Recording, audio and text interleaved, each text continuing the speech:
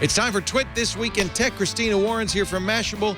Ed Bott's here from ZDNet. We're going to talk about Windows 10, why not 9? What's new in Windows 10? Apple Pay, why Bill Gates thinks it's the greatest thing since sliced bread. And a farewell to Steve Jobs. It's all coming up next on TWiT. Netcasts you love. From people you trust. This is TWiT. Bandwidth for This Week in Tech is provided by CacheFly at CacheFly.com. This is TWiT This Week in Tech, episode 478, recorded October 5th, 2014. I'm an insider. This Week in Tech is brought to you by ZipRecruiter. ZipRecruiter makes hiring faster, easier, and cheaper. Post your job to 50-plus job boards with one click. Try ZipRecruiter with a free 4-day trial now at ZipRecruiter.com/TWiT. That's ZipRecruiter.com/TWiT.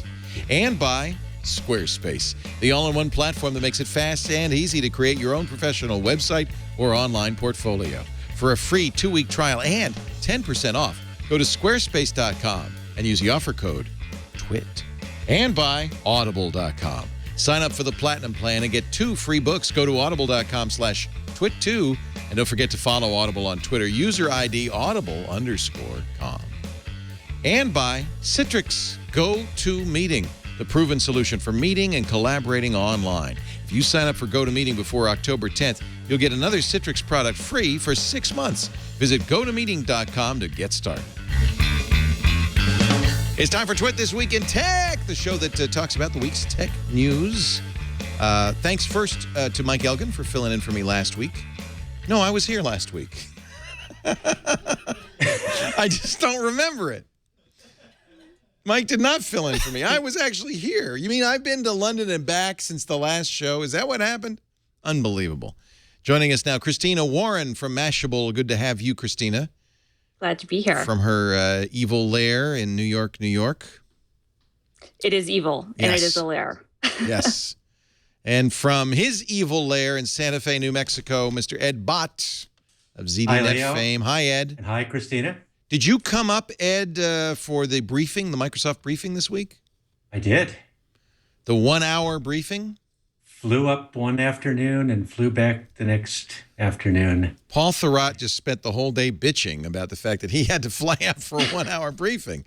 Was it worth it? Yes. It's a big story, right? It's a huge story. Yeah, it was a big story. It was bigger than I think any of us thought it was going to be. Well, tell me about that. What did you expect, and what was it that you didn't expect? I think I expected Windows 8 Update 2. And there's clearly more to it than that. And the choice of the name Windows 10 was startling, to say the least. And they clearly have some ideas more than this is more than just transplanting a start menu onto Windows 8. There's some interesting stuff happening there. So yeah, because I mean, I think a lot of us before the event thought that Windows, Threshold, which is the code name at the time, would be to Windows 8 what Windows 7 was to Vista, a polishing of the edges, fixing of some of the cosmetic stuff. Is there stuff under the hood that's significantly different? Well, we haven't seen it yet, if it is. Well, you're using it right now, aren't you? Yes, but this is a technical preview. And in historical terms, this one is missing. This reminds me a lot of Windows 8 when it first appeared and didn't have, there were several key features that appeared in it later that didn't exist in Windows 8, including, I think, some key aspects of the start screen and Metro apps and so forth weren't there. So I think we're going to see another build of this probably in January that'll have a lot more stuff in it, including some of the stuff that what was bizarre to me about this week's event was they positioned it as an enterprise preview. Right. And yet most of the discussion is about the things that are fairly superficial on the desktop. And the new features that are going to be in the Enterprise Edition aren't going to appear until later. So we're only seeing the beginnings of this. One thing that surprised me was they said that the release of this is a year out. Not a year, middle of next year. Middle of next year. Okay. Yeah, so that's probably 9 months, which means 3 months from now for a consumer-ready beta, 3 months after that for a release candidate, 3 months after that for a release to manufacturing or release to the web, whatever they want to call it these days. So I think you're probably 6 months away from having a feature-complete product and 9 months away from having a commercially finished product. So this is really pretty early in the cycle for... Still, yeah, it's early in a compressed and fast-moving cycle also. Well, that's the other thing. Yeah, there seems to be some hustle to get a replacement for Windows 8 out as quickly as possible. Well, next year will be 3 years. Which is right. That's the normal time frame. It's the normal time frame. So it's not really a hustle. They've just been... It just feels like a hustle. Feels like we just got Windows 8. Well, it'll be 3 years, except it'll be 6 years from Windows 7. And they're still trying to, they had good enterprise upgrade uptick on that, but they didn't really have that on Windows 8, which they said a number of times during the event. So, I mean, I think that's, to me, the big takeaway was that it's an enterprise focus, right? But it's enterprise focus in the sense that they want to talk to the stakeholders and the people making purchasing decisions now before they set their budgets for next year so that they can go ahead and budget to upgrade to, Windows 10 and not lose another upgrade cycle for these businesses to, or even worse, lose them going to, Chromebooks or God forbid Macs or virtual machines or something like that. They want to keep them in the Windows ecosystem, and it's important for them to talk to them as early as possible because Windows 8 was such a huge failure on the enterprise front. Well, and that's the first thing that leaps to mind for me is are desktop operating systems important going forward? They seem like they're less and less important, and who knows by next year how important they'll be. Ed, do you feel like clearly Microsoft made its bones with Windows and to a lesser degree Office, but it also seems like the future is operating system independent. It's cloud. And it seems like Nadella is very aware of that. He's very cross-platform. How important is Windows 10 to Microsoft going forward, I guess is the question. It's a key part of their DNA. They still their flagship. They can't afford to screw it up. And they have basically good architectural underpinnings for it in Windows 8. They just have a bunch of deployment blockers that they need to remove there. The desktop PC market space isn't getting smaller. It's the number of screens that we have on which we can interact with our world is getting so much bigger that as a proportion, desktop PCs are less important because there's so many other ways that we interact with things. That's a great point. There aren't fewer PCs out there. We just have many other ways of computing. Right. And so so things like Office 365, for example, which will be released on Android, I think, this year. It already exists on iOS devices. It exists on Windows devices. And so you can, with a phone, a phablet, a tablet, or a PC, you can do work. Yeah. And you'll be working likely on the same document in the cloud on each platform. Exactly. And it might be in a private cloud on an Office 365 enterprise server that's managed by an enterprise, or it might be in a publicly available free cloud like OneDrive, which is more of a consumer service. But in either case, you're going to be interacting with that on whatever screen you want, running whatever OS you want. I think Microsoft has pretty much realized that it needs to make sure that experience is good, solid, capable, productive, regardless of what the operating system is and what the screen size is. And I would guess that security is another you already mentioned the blockers from the point of view of the enterprise, which are mostly user interface issues, right? Things like the start menu. Right. And most of the coverage is, okay, they got a start menu with tiles. So it's a little bit of both, but it's still a start menu. They've got menued Metro apps now, no longer full screen. Windowed, I shouldn't say, not menued. They're no Windowed. longer. Yeah. They can be full screen. There's the option for full screen. That's just how it should be. Yeah. Sometimes it's appropriate for full screen, especially in a tablet environment. Sometimes not. Give me the choice. So to sort of close the loop on a really good question that you asked just a couple minutes ago, I think the real challenge for Microsoft next year is going to be to establish that it can deliver mobile devices. Wait a minute.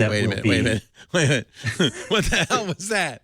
I'm sorry. If you're watching at home, Chad just decided that we would. Did we get it? Go! Oh, we got 3 points. That's good. Go. Thank you very much. Okay. Not what I meant. That was an error. I just thought I had said something really smart. Go! That's only for you watching home. For the audio listeners, nothing to see here. Move on. Sorry about that. So, but it is an issue as desktop operating systems are not. Clearly, it's important to Microsoft. They can't abandon Windows. But they also have to acknowledge the fact that the world has changed quite a bit since, 1995. Right. So you have tablets and you have these 2-in-1 devices, which Intel and Microsoft and a lot of the OEMs, Lenovo in particular, have been very successful with getting these 2-in-1 devices. Have they been successful? The market. convertibles, they've been successful? They have been. I think the latest numbers that I saw said in the retail channel, something like, I should probably look it up, but I think it was about 1 in 4 PCs sold in 2014 are going to be convertibles. Interesting. That really reflects just people are confused and they don't want to. I don't know. Do I want a tablet? Let me get one that does everything, or is there really that's what I want? There's an awful lot of choices out there, and a lot of people make their choices on the basis of whatever random factor, including price, right, including availability, right, including what ad they saw last, what ad they saw in the Sunday paper. Yeah. If they still read Sunday papers. Yeah. But I think there really is a genuine business case there for people who are using a computing device for work and for I see. Personal. I see. That dual use kind of thing. It's a hybrid. So you can take that thing and you pull the keyboard off of it, and you're sitting on the couch and interacting with Twitter as an 18-inning baseball game is going on. Holy cow! Yes. And so you can do that, or you reattach the keyboard and you're sitting in a hotel room trying to get a PowerPoint presentation done at 2 a.m. It is a little bit of acknowledgement, though, that Windows is most important to the enterprise, right? That's where they really focused. I don't think there's ever been any lack of acknowledgement of they that. know that. I think Windows 8 was a big misstep with that, though. I would actually disagree with you there, Ed. I think that Windows 8 was them thinking that they could dictate how the enterprise would move forward. And I think, Sinofsky, who was so gung-ho about the ideas of Windows 8, and on paper, I think they looked really great. And then we all seen the feedback in the early previews, and it was funny. I remember when we were preparing our coverage for Windows 8, and I was really, really kind of like, I don't know, guys. I think this is going to be a bigger bust than we're thinking. And some of the people I was working with were like, no, this is going to be huge. And I was like, no, we need to start prepping how to get the start menu back, like articles. Like we need to start on this. I know that this is going to start happening. But Mashable is very consumer focused, right? We are. But what I'm saying, though, is that we also, I think that there's actually a lot that goes in hand with the consumers who don't like change and the enterprises that don't like change. I think there's actually a whole lot of crossover there. And the focus was so much consumer side on Microsoft's part. And when that didn't work, and they were kind of trying to push that into the enterprise part, which, didn't want to be, encumbered by some of the start screen stuff and some of the, artists formerly referred to as Metro, the modern design stuff, that was a real step back. And that put, kind of a lot of the goodwill that they built up after Vista with 7 on the back burner for a lot of places. Because I talked to a lot of of businesses who were really buying tons of iPads and were happy to start building iPad-centric, software for their salespeople, but were not at all impressed with Windows 8 because they saw it as kind of a kludge and it was confusing to their users, and the IT people just didn't want to be bothered because it was confusing to the users. They didn't want to bother with it. It's got to be a little frustrating because there's no perfect solution. iPad's not a perfect solution. No, it's not by an end in itself. Maybe they weren't happy with Windows 8. If you look at the stats, Windows 7 is about half of the installed base. Yeah. XP is 25%. Windows 8 is 12%. Right. And I mean, I think that honestly, I look at Windows 10 as almost an acknowledgement that there can be one operating system for everything, strategy. Well, that's the other thing that I find fascinating. This one product, one platform, one store thing. Yeah, and what the hell is that all about? I'm going to call BS on it until we see it, because we've been hearing this since the Java days, and it never works. Nadia Satella said this, and it was a kind of a shock. And then Microsoft backtracked, but maybe he did mean one Windows. Ed, right. Ed, what do you think? What do you think about that? What about the whole this whole one Windows thing? Yeah. Well, that's genuine. When Steve Jobs introduced the iPhone, he held it up and said, "And it runs iOS." It runs OS 10. Yeah, it runs OS 10, which it didn't. Which it didn't. But in a way, he was saying one OS. Yeah. You already know how to use it. Sure. Yeah. Because the kernel is the same, and a lot of the directions of application development and user experience on Apple's desktop and Apple's touch-oriented devices are converging on the same place. So they started with two different operating systems built on the same kernel with similar user experience guidelines that converge somewhere into the future. That's what people really want. And Microsoft is doing the same thing, but they've taken a different path to it. And I think, Christina, you're right about the tactical errors. There were profound tactical errors in the launch of Windows 8, but strategically, Microsoft needed to accomplish two things. It needed to get its enterprise customers off of XP and onto a modern operating system. And I think they knew that was going to be Windows 7. That's the long-term support version. And so they succeeded in doing that. And they thought that they could build this consumer-focused thing and then converge them in the future. And, I think just as you did, I looked at it when it came out and I said, this is going to be jarring and uncomfortable for people, and there's going to be a lot of people who are going to reject it. And it played out exactly as we thought it was going to play out. So what about the convergence? What about the Windows 10? Now it's time to bring the paths together. Is this it? Is this going to be it?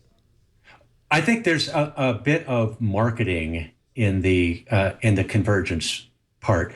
One thing that you get is the opportunity for developers to build universal apps and to sell them so that they can be licensed and used on multiple screen sizes and multiple OSs across multiple locations. That's probably the biggest advantage of the one Windows thing is, if I'm selling an app, communications app or a social media app or something like that, I don't want people to have to go and pay for it all over again every time they go to a different location. I want them to be able to pay once and use it anywhere. And Microsoft's leading the way with that with Office, right? That's kind of how Office works. Right. Yeah. Well, that's a subscription, kind of offering too, and that works really well. I guess to play devil's advocate, I would say I think that the idea behind one Windows and one, core kernel, one core kind of set of libraries that can be shared across things, core set of user interface things that can be shared across, data that can be shared across. That's great, except we haven't seen anybody embrace, modern apps on any sizable level. Any big companies bring out modern apps, at least that you charge for on any large level at all. Microsoft doesn't even have the modern version of Office out. And so I'm genuinely curious, I don't want to be a hater, but I'm genuinely curious, at what point do we just say this is really great in theory, but is anybody actually going to change how they're developing software? Are they going to build the apps that will run on the phone? Are they going to build phone apps that can also run on the desktop? Are they going to build the game stuff that can go everywhere? Or are they going to continue to do what they've been doing, which is to have siloed out stuff where you're building your application for Windows for the traditional desktop as you always have? Maybe you're doing some sort of, web interfaces and maybe some APIs so that your libraries can talk to one another, but they're not building something for this store environment. And that's what I'm not convinced about. And that's, I guess, why I hear this one Windows stuff and I go, yeah, but we've been hearing this for years and no one's actually bothered to build anything for it. Yeah, but maybe the time wasn't right. Maybe now this is the step they need to take. We're going to take a break and come back. I want to ask also, Ed, why Windows 10 instead of Windows 9. That's kind of, and maybe that was, I'm sure there's good reasons, but it seems like that got all the attention instead of all these other things that really probably Microsoft would rather be talking about than the numbering of the product. Right. We got Ed Bott here. Let's see if I can get this camera working. All right, we're having a little technical difficulty with Ed. We're going to get him back online. He's using Windows 10, so that's a brave thing to do. You sure you want to keep doing that, Ed? It's easy enough to switch. We're going to give you a moment to decide. Also, Christina Warren from Mashable. We're talking tech. We'll talk more about Microsoft. It is the 3rd anniversary today of the passing of Steve Jobs. We'll talk a little bit about that and a lot more. Maybe now that the dust has settled, iPhone 6 stuff, too. Our show today brought to you by a great place if you are looking to fill that position perfectly, ZipRecruiter.com. It solves a problem a lot of us have, which is which job board do you use? There are so many, and each one has different, audience, different kind of people that you might be talking to. Posting on 50 different job boards is a lot of trouble unless you use ZipRecruiter. ZipRecruiter lets you post once and get your listing on 50-plus job boards, plus Twitter and Facebook and Craigslist, everywhere you want. Post once, distribute everywhere. You'll be able to find candidates in any city, nationwide. Watch those qualified candidates roll into their easy-to-use interface. That's important, too, by the way. You're going to get submissions, and ZipRecruiter makes it a lot easier to sort through them and find the right person. It all starts with a single click at ZipRecruiter.com. And by the way, you're going to love it. No juggling emails, no calls to your office. You quickly screen candidates, rate them, and hire the right person fast. It is a great solution for anybody who's got to fill that position fast with exactly the right person. You can even create jobs pages and career pages that look just like your website with your branding. ZipRecruiter.com. Find out why more than 250,000 businesses have used ZipRecruiter. You'll love it. That's why we're giving you a free 4-day trial at ZipRecruiter.com/twit. ZipRecruiter.com/twit. I bet you 4 days is enough to get that right person right in there. We used them, and we're very happy with the results. ZipRecruiter.com/twit to try it free for 4 days, and we thank them for their support of This Week in Tech. Ed Bott, is he back yet? Should I have done that? Should I have taken longer to do the ad? We're still working on getting it. What were you thinking? Paul Thurrott does this to me, too. Oh, I got the new Surface Pro. Let's see how this works. You guys, I guess you have to dog food your stuff. You got to, if you're going to talk about it, you have to use it. I love Tim Moynihan's article on Wired Magazine. He says, ambitious Windows 10 is an attack designed as a retreat. He, like many, feels, observed that, I certainly felt like, oh, it's Microsoft's giving up on this whole new UI, but it isn't really. I think, it's an interesting, is it a pivot? Is it a retreat? I don't know if it's an attack. He says Windows at its best is most boring, as a blank napkin for productivity. Well, maybe.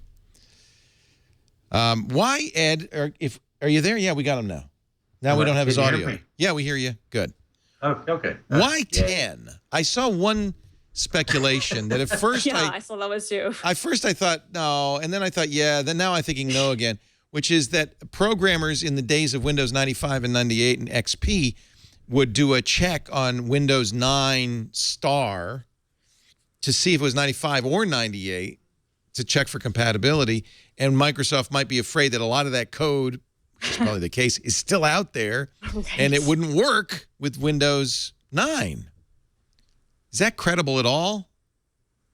No. It's vaguely, barely credible. Well, it plays on the fact we know Microsoft pays a lot of attention to legacy. Yeah. Yeah. But I think it's more a matter of numerology. In all seriousness, if it's Windows 9, it's just another version. Yeah. And everyone's going to say, no, let's wait for Windows 10. This one, they really and truly did say, or the meta message they were sending was, this is the last one. This is the everything that will be beyond this is an incremental update to it, and there'll be that's interesting. And there won't be a Windows 11, or if there, just as OS 10 was introduced in 2001, right?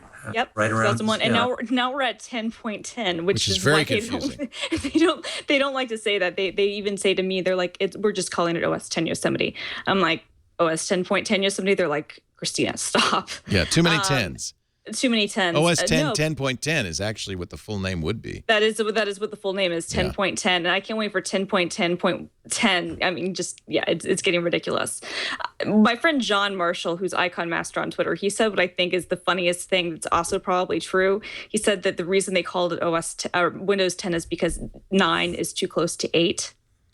And they want to get as far away from 8 as possible in people's mind. Somebody else said it's because 7, 8, 9.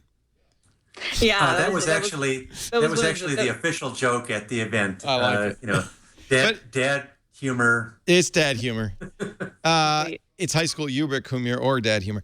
But really, come on, this is a grown-up company. Do they really think 10 is fooling anybody? It's the next version. Yeah, but I think Ed's right though. I mean, numerology is a real thing. I mean, I think when you go, BlackBerry they failed, but they tried to do the same thing with going from BlackBerry 7 to BlackBerry 10, and now I think they're going from Bez 10 to Bez 12. There is something about going into like a big firm 2-digit version number that signifies this is for real and this is a really big deal. But nobody thinks that Microsoft had been working on 10 or 9 and decided, we'll make it one better. Everybody knows it's the next version.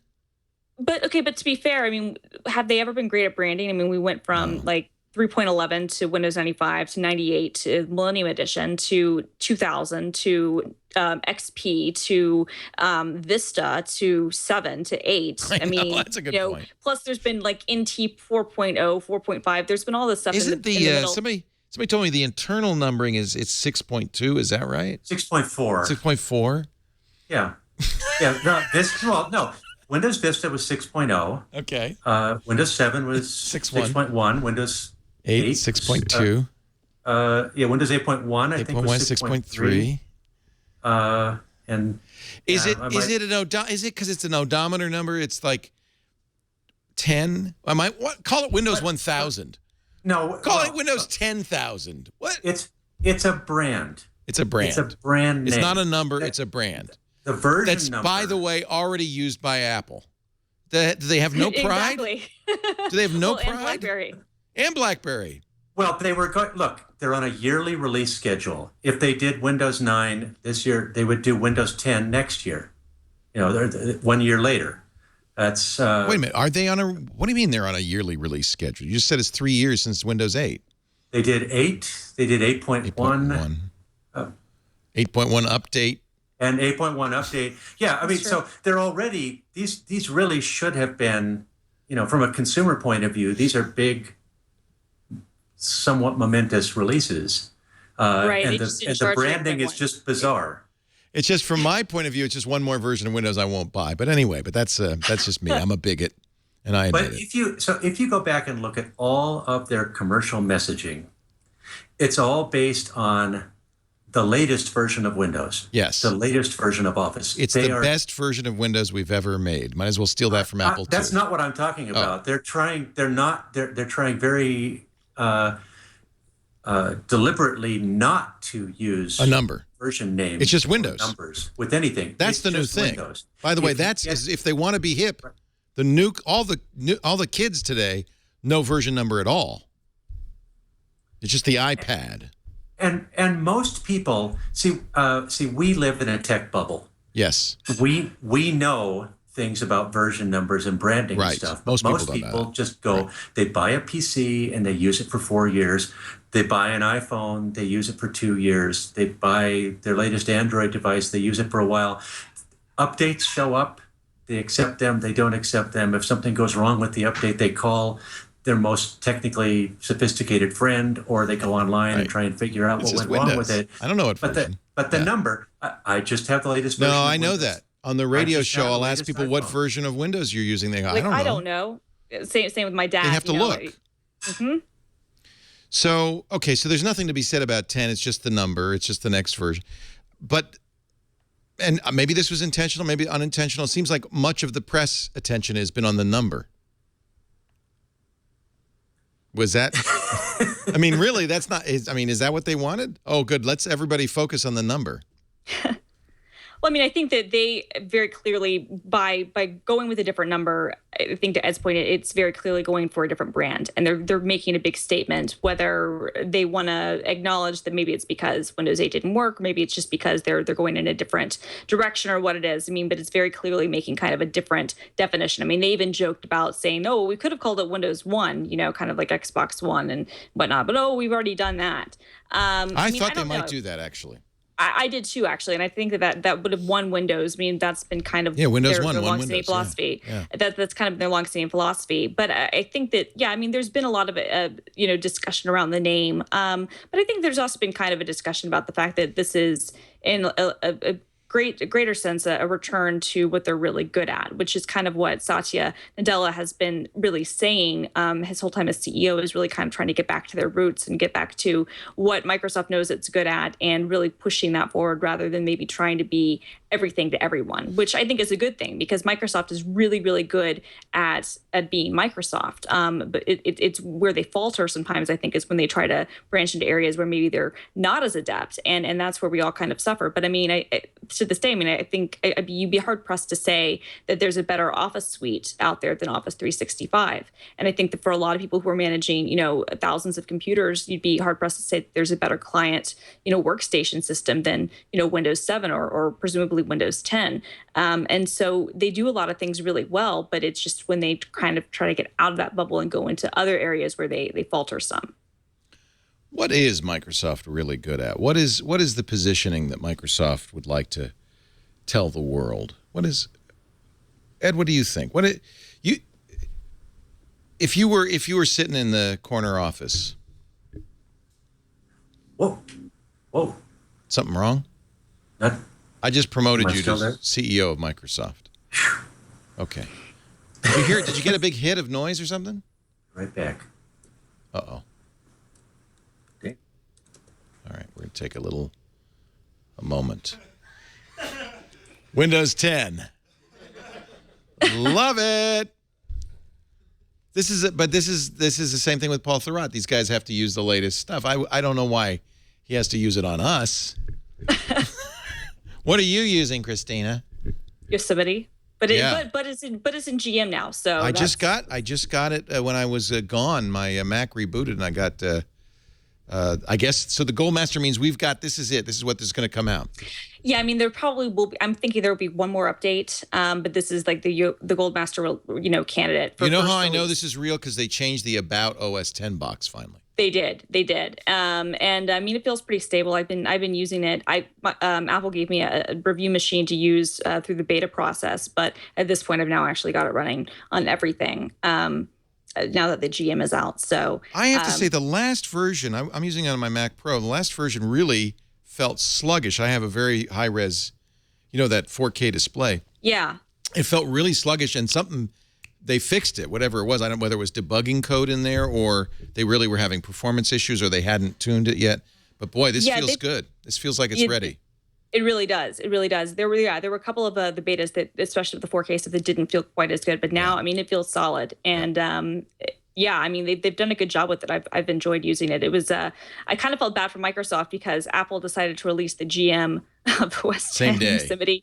No, during the presentation. During. Literally as soon as the presentation started, they released the GM, and I was like, "Really, guys? Really?" Do you think that's an accident, or do you think that these guys? These guys are sniped. They all do this. No. Google, Facebook, Microsoft, Apple. They all do. They're like, grow up. Was it an accident? Come on, no, Grow up. It was not an accident. I kind of agree because then it makes it hard for us because we're trying to cover both things at once. I'm like, I don't have time, you know. But October 16th, according to Recode, and John Pachkowski is pretty good on this stuff, will be, and you know what, we already know because Jim Dalrymple, the Loop, said it's not October 21st. October 16th will be the day that Apple ships Yosemite, right? Yeah, that's what it seems like. It seems like that might also be the day they have an iPad event. So we'll get the gold iPad with the Touch ID and faster processor, and maybe, knock on wood, a new Apple TV. We'll see.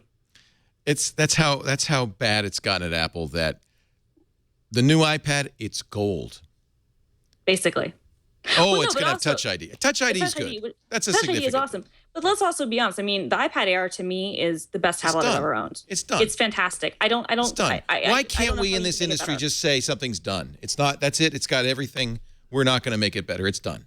I mean, I feel like, honestly, I do feel like from a design perspective, you can update the specs, you can make the guts better, but I feel like it's the same way once they got to the current MacBook Air design, which I guess they did, I think in 2010, 2011, and that's cooked. And it's basically, it's perfect. You get to a certain point with the design that you can't make it any better. And I feel like the iPad Air is that point for this iPad. I don't know how you can make that any better. From a design perspective, I feel like it's done. You can update the guts, you can add Touch ID, but the design itself, it's perfection. So now we got Ed Bott back. We thought we'd just talk about Apple while you were gone, Ed. So that was, and believe. Oh, no. Now it's something else. Now it's his audio. We don't hear you, Ed. Here, okay. Heard that. There. No, this is not Windows 10. This is actually, there's a short in the microphone, apparently. Oh, all right. Okay. Those are, by the way, I just want to point out Apple earbuds, ladies and gentlemen. So these are Marley earbuds. Oh, they look just like Apple. Marley? I never heard of Marley. Is that a good thing? Something I should know about? Marley? Bob Marley? Is it Bob Marley? It's the Marley estate, yes. That did all these. You know that Dr. Dre making lots of money on the headphones, man. I got to do that. It's a little cork. Put cork on it. That make it cool. No, they're actually really nice. The stuff they do with them. They did something with Motorola, didn't they, Ed? I think it's such a high margin business. I should be making freaking TWiT headphones.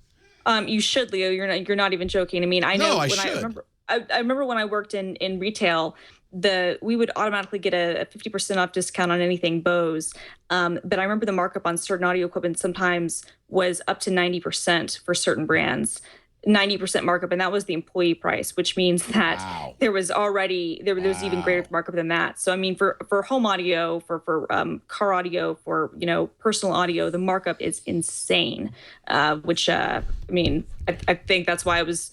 To me, the more I thought about it, the more it made sense for Apple to buy Beats, because that thing is a cash cow that just has no signs of stopping, and then the margins on that stuff is better. Except that some analysts said that the margin on Beats had disappeared once they stopped having Monster make them and started trying to make their own headphones.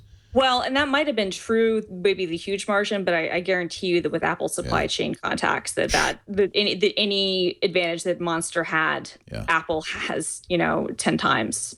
I guarantee it. Windows 10. Just one more thing.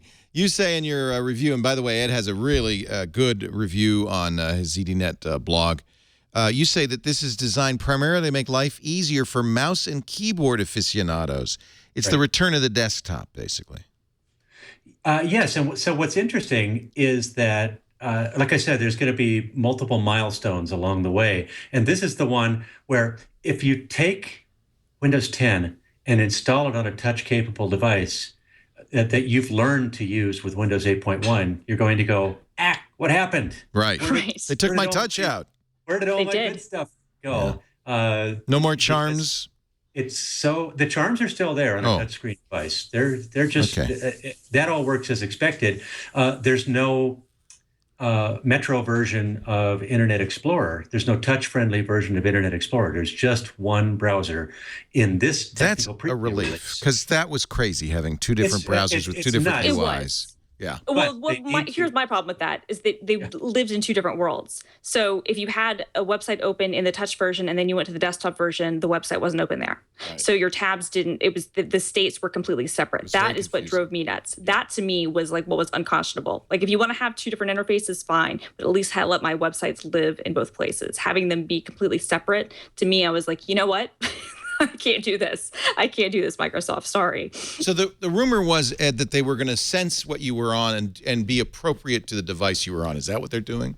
Well, that's not just a rumor. That's actually something that they showed off in a mock-up. Well, remember, I've been in London. That was the rumor before they showed it. Yeah. Yeah. So it's coded. It's not coded into the technical preview. But the idea is, and again, this is intended for those convertible devices, those 2-in-1 devices, so that and they did. If you can, I think I might have linked to it in that article, but maybe I didn't. But they did a video, and they showed how it would work if you take a Surface or an HP X2 or HP 7, one of those convertible devices, a Lenovo Yoga, and you switch it from, you either remove the keyboard or switch it into tablet mode, and their goal is for some interface affordance to come up and allow you to say, okay, I want to be in tablet mode now, and that would make the touch targets bigger, and so on. And then when you reattach the keyboard, you could say, no, I want to be back in mouse and keyboard mode now, where the touch targets get smaller because you've got a fine precision pointer that you can go after them with, and you can take advantage of richer apps. It's, that's a really fine problem to solve, and a really difficult problem to solve. So it will be enjoyable at the least to watch how this develops. I mean, it could be a train wreck, or it could be a thing of beauty, and you just don't know. Larry Dignan, before the event, gave some strategic goals for Microsoft. He said that Windows, he said 9, but 10 needs to be a cloud jump-off point, keep Microsoft relevant, be the last of Microsoft's big bang releases, entice the enterprise to remain Windows-based, and advance Microsoft's mobile ambitions. Those do seem like kind of big goals that Microsoft needs to focus on. Do you think that this does that job? Acknowledging that Larry's your boss. It was a brilliant post. Brilliant piece. No, but this does seem exactly right. In fact, it's kind of some of the stuff we've already touched on. Yeah, it is.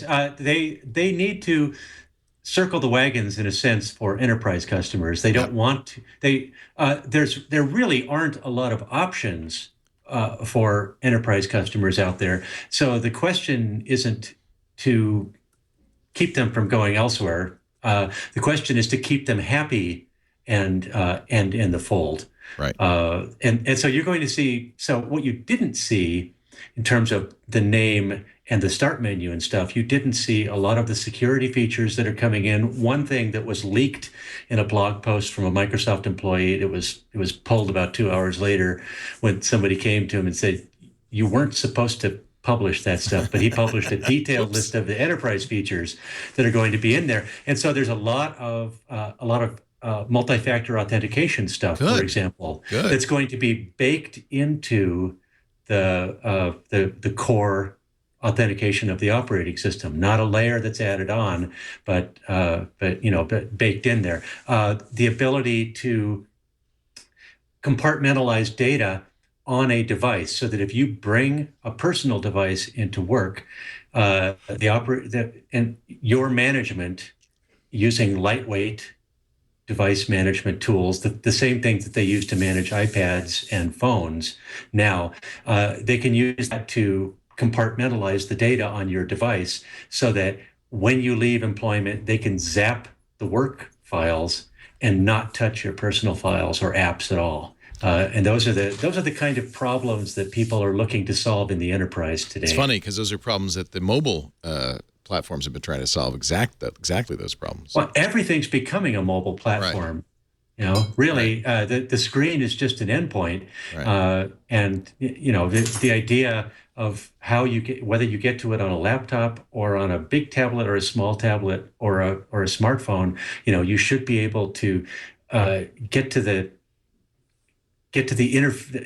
back end that has the thing that you need to do, and control it from whatever endpoint you happen to have, whatever the size of it happens to be. That's, I guess, getting back to my original question, which is how important is the desktop anymore? And it's just one kind of avatar of what you're actually doing. It's an abstraction to what's really there, which is your data.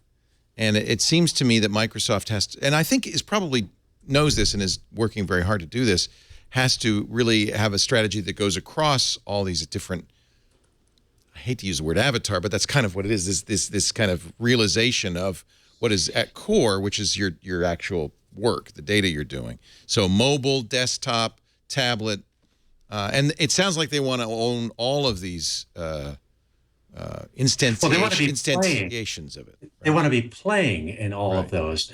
Whether they can own them or not, I don't think. There's sort of a cult of monopoly in Silicon Valley, where you're only successful if you have at least 90% market share. Right. So that, oh my God, Apple only has 31% share, selling $700 devices, each with a profit margin of 30%. Right.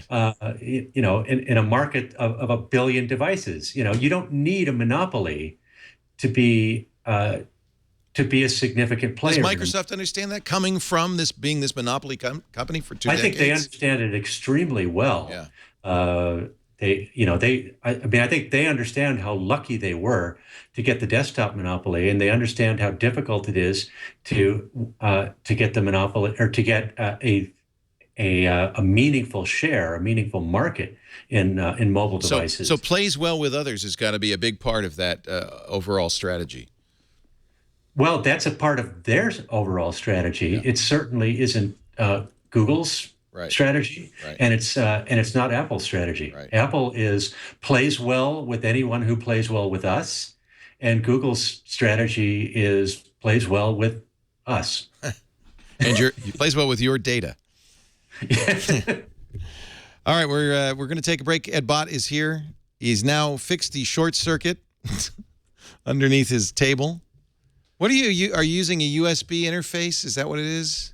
Yeah, it's the Yeti microphone. Yeah, with headphones plugged into that. Right. And it just blew you out. Nice little crackling in the ears there. Well, it's good you're using the Marley headphones, Mom, because that insulates you against it. It's not Bob, it's Ziggy. I think it's the Marley estate. Ziggy's kids. Getting old. Also here from Mashable, Christina Warren. And we're talking about the week's tech news.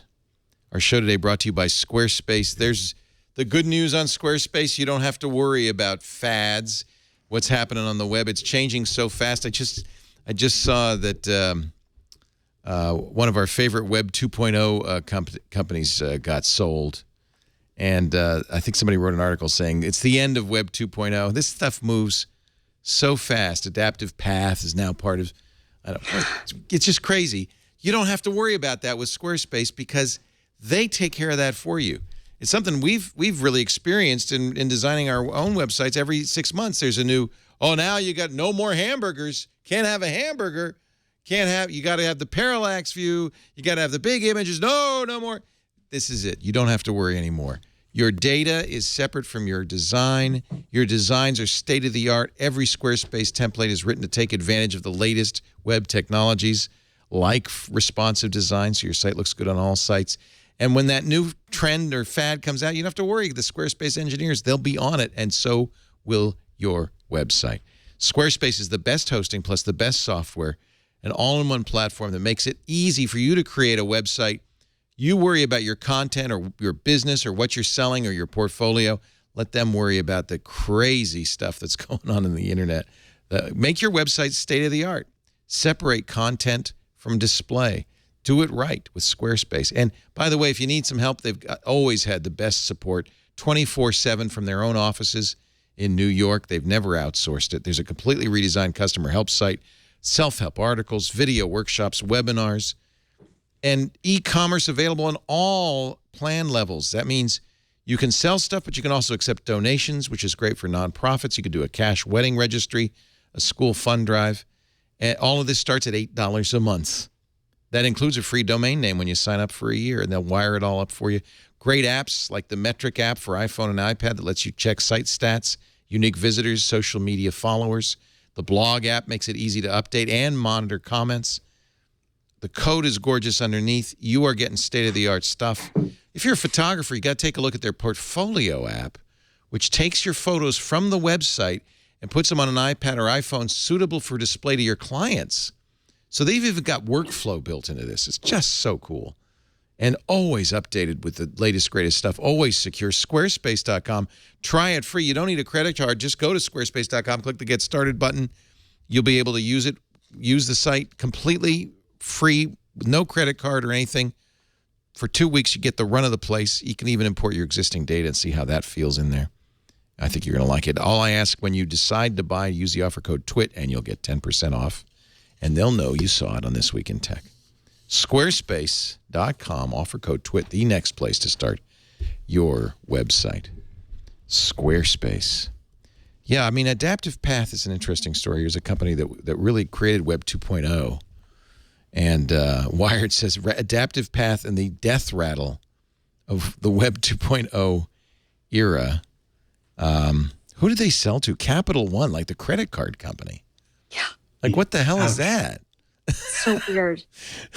and so I mean, really everybody used it. Merlin, man, everybody we know, they all had Adaptive Path, and everybody used them, and they were like, they would tell you how to make your site usable. They would UI design and stuff. They say, we're not going to take any more customers. All of our attentions are going to Capital One from now on. Wow. Wow. I'm feeling old. All right. Speaking of feeling old, it's been exactly 3 years to the day that Steve Jobs passed away. That was a very sad day here. We were interviewing. Who were we interviewing? We were doing triangulation. Kevin Marks, right? Kevin Marks. Who had worked at Apple, had worked for Steve Jobs. When the news came that Steve had passed, everybody knew he was very sick. He had already stepped down as CEO of Apple. Still a real shock. Tim Cook sent out an email to Apple employees on Friday. Team, Sunday will mark the 3rd anniversary of Steve's passing. I'm sure that many of you will be thinking of him on that day, as I know I will. I hope you will take a moment to appreciate the many ways Steve made our world better. His vision extended far beyond the years he was alive, and the values on which he built Apple will always be with us. Enjoy your weekend. Enjoy your weekend, especially for those of you who will be working here all weekend long. And thanks for helping carry Steve's legacy into the future. One of Steve's legacies we learned from Dom Melton's interviews on the Debug podcast, Renee Ritchie's great podcast on iMore, was that the weekends really weren't weekends for Apple employee, especially executives, because Monday was the big meeting day, and you had to have everything ready for your boss to bring to Steve on Monday. So Sunday nights were extremely high pressure for Apple employees. I wonder if that culture has changed. As we remember all those great things about Steve, he was also a tough man to work for, I think. But is that different from any other company? Is it or not? And any successful? You tell me. Not when you get into the executive ranks of a big tech company today. You work 24/7. Yeah. If you don't do it, you get your lunch eaten. Right. Yeah, I mean, I think the difference here was that it wasn't just the execs; it was all the underlings too. And I've talked to a lot of people who were on, Craig's team and on Scott's team on the, Mac and the iOS side, and who had to do those presentations, and their bosses were the ones who were obviously up all night, but then the people below them had to be up all night too. And so it kind of became part of the culture where everybody, in Don's interview and the other, people who former employees were kind of alluding to that, was that, you kind of got mad at the people who worked below you if they got a good night's sleep and you didn't. So it kind of permeated from the top top down. And I don't Melton know if says that's changed or that not. was really sad when The Sopranos ended because Yes, you because knew when that The was the one Sopranos was time. on. Scott Forstall loved The Sopranos. You knew you would have 1 hour so you could go to the bathroom, have a conversation with your family, whatever. But after The Sopranos ended, Right. there And you're goes like, our hour. Right. Which, I mean, and I don't know if it's that way at Google or not. You know, I mean, I hear mixed things. And the Probably I depends think who that your boss is there, it, right? well, I was going to say, I think that that's one of the big differences is that at Apple, you know, especially if you were, I mean, at Apple, I think what's different about versus how it is at Google is that at Apple, the designers are kind of king and they kind of sit above where the engineers are, whereas at Google, obviously the engineers are king. And the hierarchy is much more flat, I think, at Google versus at Apple. So, but, you know, I mean, it differs from company to company. I think you could make the argument that I don't think that at Yahoo, for instance, I don't think there are a lot of people who would get, you know, feel compelled to be up until 4 o'clock in the morning, a Sunday night. And that's not really a criticism of Yahoo. I just think it's a difference. But, you know, yeah, I mean, I think a lot of these consumer companies, I mean, yeah, if you want to make it, you've got to work sometimes these insane, ridiculous hours. But that's also, I think, one of the reasons why you see so much burnout from people, right? Because there's a certain point in your life where you're going, I can make this much money working, you know, for any number of companies. Do I really need to be doing this when I'm however old I am? And if I have a family, do I really need to be in a position where I can't, you know, go to bed until 3 or 4 o'clock in the morning on Sunday night because I'm presenting to someone and my boss who never sleeps might be sending me an email that I've got to be ready for. But if because I'm at a Steve certain Jobs or I'm Tim Cook, I want that kind of employee, right? And those are the guys who can get promoted and Well, yeah, but I mean, you get promoted, but promoted to what, right? I mean, I think that becomes the big question. well, Like, burnout's what, an issue, of course. Well, that's what I'm saying. Because I mean, at a certain point, if you're doing this your whole life and your whole career, to what end? I mean, if everybody at the top is still having these sorts of work hours, then what are you working towards exactly? Right. If taking a vacation means you also have to check your email 4 times a day, and that, you know, I mean, that was one of their points, that on vacation you would say, oh, only 4 times, but, you know, Don was kind of secretly judging somebody. You know, he even admitted as much on that podcast. So, you know, you only checked email 4 times on vacation a day, and you're thinking, something wrong okay, with you. well, but you also kind of wonder, okay, well, maybe I just don't want to do this. I mean, there are a lot of jobs where you can make good money and get to have a life. And I mean, to me, that's kind of why I see some of the big perks that these companies offer, you know, notably Google and Facebook, as kind of being bad things, right? Because it seems to me like they're really just encouraging you to like live at the office and to make your entire social circle, your entire, you know, work life, everything revolves around the office. And you think, oh, it's so great. I can do my laundry here. You know, I can sleep here. I can eat here. I can do all this other stuff. But doesn't that at a certain point just mean that your entire life is your job? And I mean, maybe that's okay. Maybe that's what you want. But I think that for a lot of people, we like to have the idea, even if it's fake, that we can have lives beyond what we do. Melton says, when someone came into my office and said they want to be a manager, I asked them, how did you sleep last night? They say, oh, fairly well. And I said, good, because that's the last good night's sleep you're going to get. Is it like that on Microsoft, Ed? I know it's not like that at ZDNet. Well, it was like that at Ziff Davis. Was it? When I worked there, Really? absolutely. Bill Ziff would call you in the middle of the night? Bill or Macron? Executives from Ziff Davis, you'd get that call in the middle of the night, and you'd be expected to respond to it. Lisa, it's funny because I had a different take when I read this. I said, oh my God, this sounds horrible. And Lisa, our CEO here at TWiT, said, what are you talking about? That's exactly how it should be. It's like, oh, okay. Well, I mean, I think that there's balance, right? I mean, like there's certainly times where if there's breaking news, I mean, all hands on deck. We all get on board and we do it, and it's kind of one of those things where, you know, people know that they can call me at 2 o'clock in the morning, and I'll be waking up. You know, but it does mean that event happens. Startup culture is going to attract a certain kind of person, usually young, no family, no life. Right. That's who you're going to get. That is, and I devoted, think that's kind of focused. Right, because those are the people that can afford to give that sort of stuff up. It gets harder to make the decision to be able to put all of your life into that when you're older. I mean, I'm 31, but I have to say it would be harder for me. I'm married and I've been at this for a while to be willing to, you know, work, you know, 18-hour days for a job if I didn't have significant equity or I weren't building it out myself. But if I were just being hired as a cog in the wheel, I don't know if I'd be willing to do that, if I'm being honest. When I was 20, 21, 22, sure. But even just in the span of a decade, things change because what you value in your life changes. And I think it's especially different if you're married or if you have a partner or, especially if you have children where you go, I don't know if you want to give those sorts of things up in exchange for the perceived potential benefits. And that's why there are so many young people in startups. Sometimes I think to the detriment because, the startups could actually probably benefit from having people who are more experienced and have gone through things more and have a better perspective.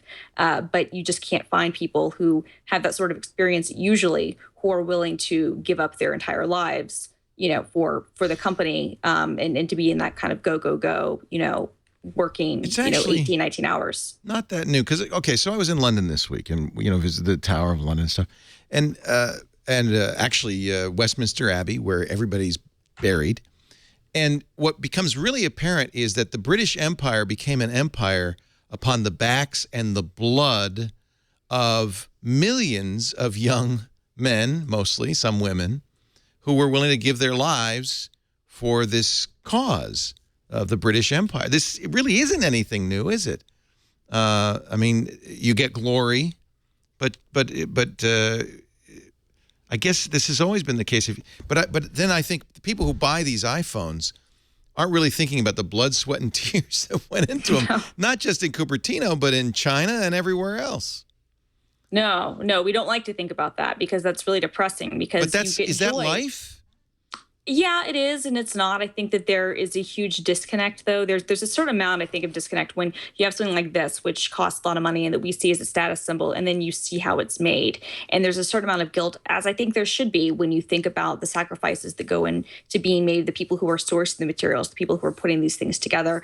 And not to mention, to be honest, I feel for some of the people who are building the software, but I'm not going to cry a river for somebody who's making a six-figure salary by their choice. I'm going to cry and feel bad for the people that are being paid, pennies an hour to put these things together, the people that are sourcing the minerals that make this stuff.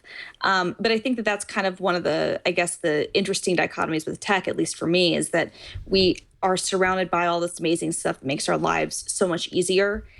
But at the same time, so many of those advantages come at the expense of real human capital. And that's not a fun thing to really address or look at. And I think that's why a lot of us don't, because it's very uncomfortable to kind of, put those two things in juxtaposition. But it's something we probably should do more of. It actually reminds me of the Tony Hsieh story that's going around about downtown Las Vegas. Tony Hsieh, who is the former CEO, or no, still CEO at Zappos, even after the Amazon acquisition. Really great guy. I love him. Wrote a book about bringing happiness to everyone, and had decided, and I thought this was a really interesting project, to revitalize downtown Vegas, to create startup capital funds down there, and bring startups in there. And Hsieh just stepped down. 30 of the 300 employees have been laid off. And the worst thing is there have been 3 suicides this year by people involved with the downtown project. And, of course, the headline in newspapers is it possible to be happy when you're trying to bring happiness to everyone? It's damaging. So this is another side of this. Hsieh says, hey, there's suicides everywhere. You shouldn't focus on that. Well, and I think that's a fair point, but it's also, I think, in that case, it's really, you have to kind of look at the big culture of things he was bringing in, where you're talking about a very stressful thing of having a startup. My father he's retired now, but he was an entrepreneur, and I know what it was like growing up, where, my mom was kind of the stable breadwinner, and my dad, sometimes things would work out really well, sometimes they wouldn't, and starting your own business, is very difficult, whether it's a startup and you have funding, or you're starting a restaurant and getting a small business loan, or you're doing something else. Tough. It's It's very tough, and most of them fail. The reality is most of them fail. And it's hard on you. It's hard on your family. It absolutely is. And so you have a situation with the downtown project, where yes, they had a lot of money, where they're trying to revitalize this very downtrodden, very dilapidated, very crime-ridden area, and kind of trying to do a civic duty, and also, kind of trying to, treat it kind of like a tech startup. So you convince a lot of people to leave their homes and their support systems, come to this new place that has its own issues, and then kind of, power together through the spirit of, kumbaya, and build something bigger. And it's a great idea.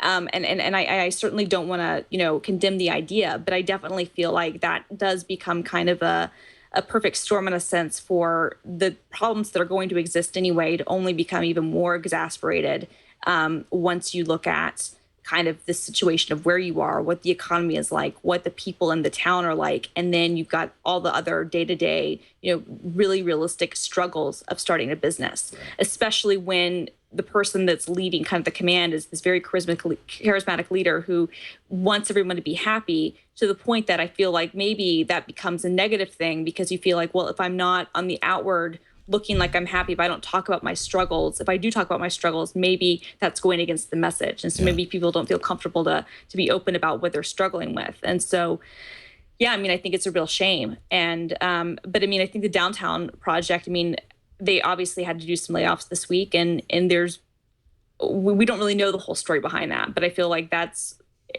I don't know. I love the idea of trying to go into a downtrodden area and try to build it up and do good, but I don't know if you can apply some of the lessons that you do with a typical startup, if you can take that to civic planning. I don't necessarily know if the people who were in charge, what's been kind of coming out has been that maybe some of the people in charge of some of these things weren't the best people, to be in charge. And civic planning is hard enough. Doing startups is hard enough. Doing both of them together, I don't know. Maybe it was too ambitious, but I hope that the project is able to be ultimately successful, and that, more that it can work out better, going forward. Yeah, I think Tony's a great guy, and I know his heart, absolutely. His heart He's is in a great the right guy. place. Oh, without a doubt. And I think he's done a lot for the downtown Vegas community. I just feel like, it's one thing to build a successful business. It's another thing to build a bunch of successful businesses and a community that can kind of build upon itself.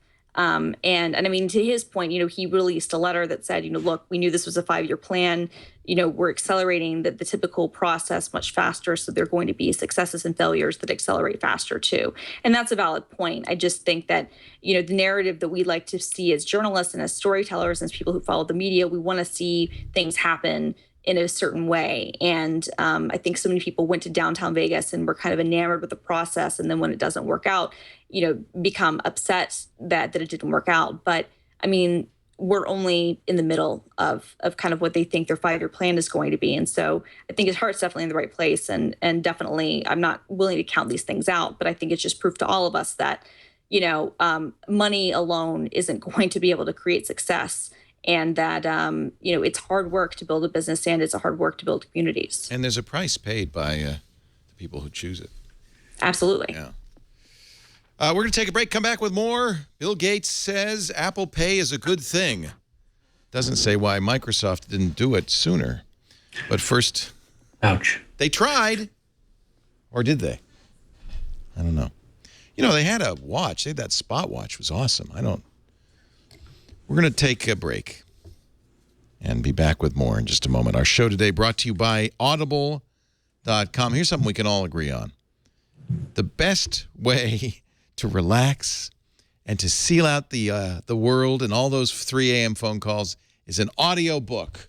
And as somebody who spent a lot of time on an airplane this week and last week too, I got to tell you, Audible is a lifesaver. In England, there's Audible ads in the tube, in the underground station, everywhere on the trains. And what was the slogan? I loved it. I can't remember. It was a great slogan, like "There's always time to listen" or something like that. It was wonderful. It's true. If you commute, if you spend time in the car, if you spend time at the gym, if you just do housework, anything, there's lots of time in the day when you can't hold a book, but you could be listening to a book. And you'll be amazed. It brought reading back into my life when I started listening to Audible 14 years ago. I started in the year 2000. Because, we have busy lives. Who has time? But it turns out there's a lot of time where you could be listening, and Audible brings those books into your life. I'm listening to, I used to have this rule, one book at a time. I don't know how I got out of that, but now I have like 3 books going right now. One fiction, one nonfiction, and then maybe one random one. There's so much great listening at Audible. 150,000 titles recorded not just by, readers, but by actors, by people who bring these books to life in such a great way. And sometimes it's by the author. I just listened to the Neil Young autobiography, and he's reading it. That's really great. Not Neil Young. Well, that's one. Actually, there is a new Neil Young book. Graham Nash. And actually, the next one on my list is Neil Young, because I love the rock and roll stuff. I'm also about to listen to Gone Girl. That movie's coming out, I think, this week.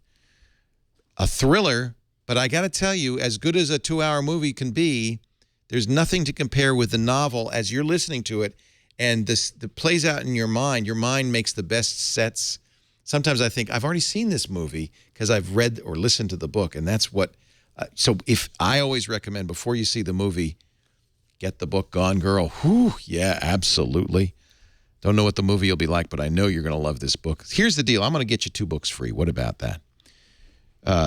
All you have to do is go to audible.com/twit2. That's audible.com/twit and the number 2.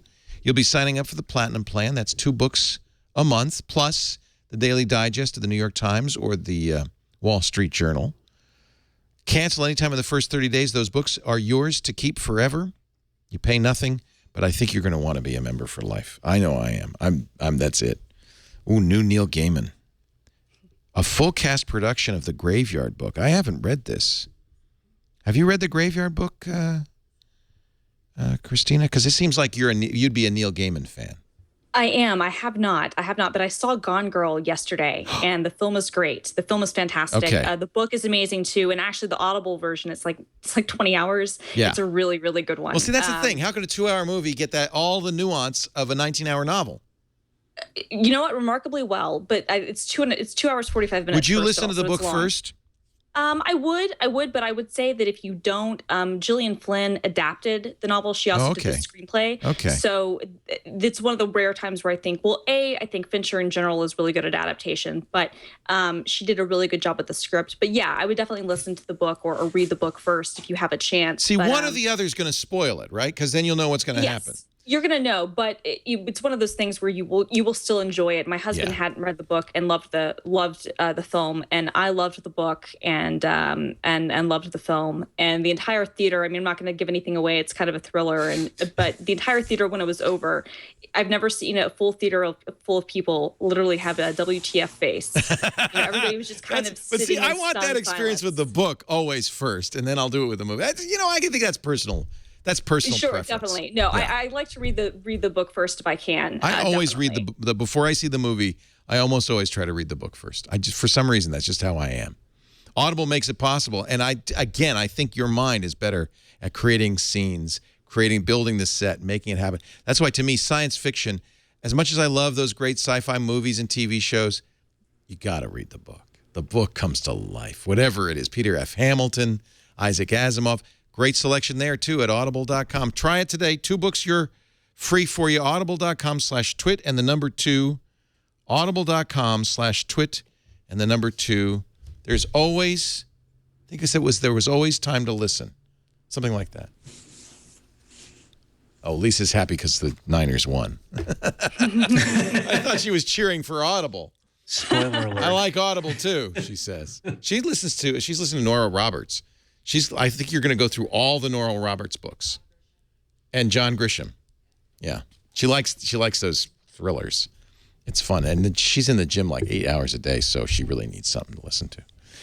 Bill Gates, an interview with Bloomberg TV, Eric Schatzker, talked about a lot of stuff. Talked about Bitcoin.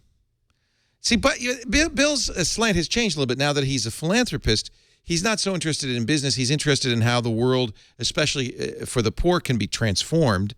And he thinks, for instance, Bitcoin is huge for that. But he also thinks that virtual forms of virtual money and virtual payment are really important because, especially in the developing world, a lot of people don't have bank accounts. but they might have cell phones. They can't write a check, but they can pay by a cell phone. He says Apple Pay, this is a quote from the interview, is a great example of how a cell phone that identifies its user in a pretty strong way, I guess he's talking about the fingerprint, the Touch ID, lets you make a transaction that should be very, very inexpensive. So the fact that in any application I can buy something, that's fantastic. The fact that I don't need a physical card anymore, I just do that transaction, you're going to be quite sure about who's on the other end, and that is a real contribution. And all of the platforms, whether it's Apple or Google or Microsoft, you'll see this payment capability get built in.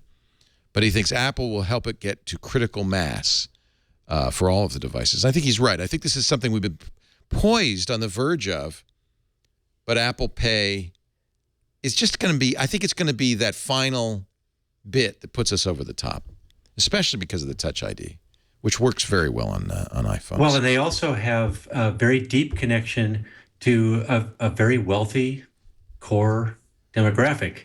Right. And so that which merchants would love to get to.